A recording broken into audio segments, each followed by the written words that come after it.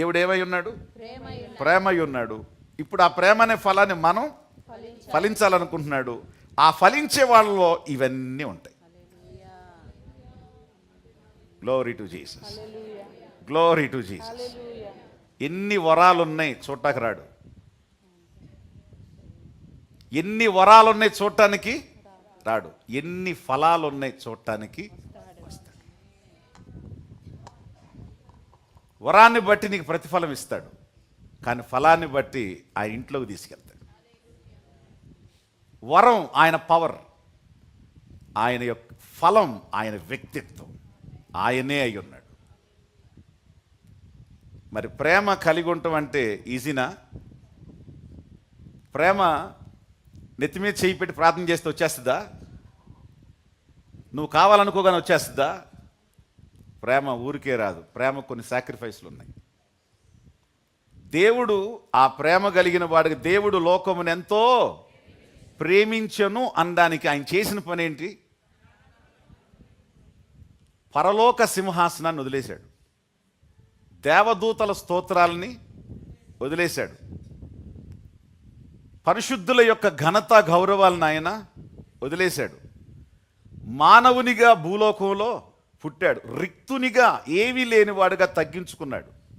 శిలువ మరణం పొందునంతగా ఆయన మన కోసం తగ్గించుకొని మన కోసం ఆయన చనిపోయాడు. ప్రేమ ఉంది అంటే కాదు, ప్రేమ క్రియల్లో ఏమవ్వాలి? రుజువు చేయాలి. రుజువు చేయటానికి డిగ్రేడ్ చేసుకుంటుంది ప్రేమ.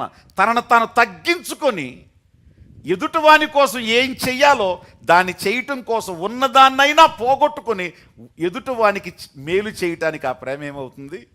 సిద్ధమయ్యే లక్షణం కలిగిందే ప్రేమ. ఆమేన్. ఇప్పుడు మీకు ప్రేమ ఉందంటే చెప్పండి, ఎక్కడుంది?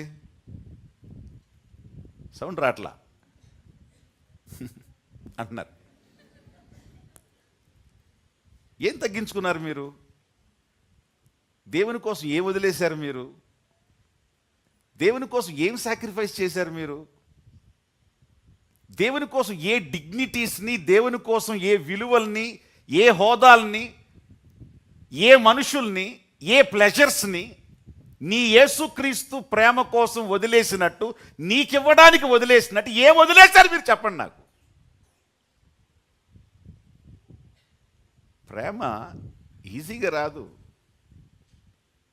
ప్రేమ ఒక సాక్రిఫైస్తో వస్తుంది. ప్రేమించాను అని చెప్పటానికి ఆ ప్రభు ఆ ప్రేమ తనలో ఉందని రుజువు చేయటానికి పరలోకాన్ని వదిలి భూలోకానికి వచ్చి నజరేతులో ఉండి, బెత్లెహేములో పుట్టి, నజరేతులో పెరిగి, కపెర్నహూములో సువార్త చేసి, సిలువ మీద చనిపోయి సమాధిలోనికి వెళ్ళి he proved himself what is real love. ఆమేన్. ఇప్పుడు చెప్పండి, మీకుందా ప్రేమ?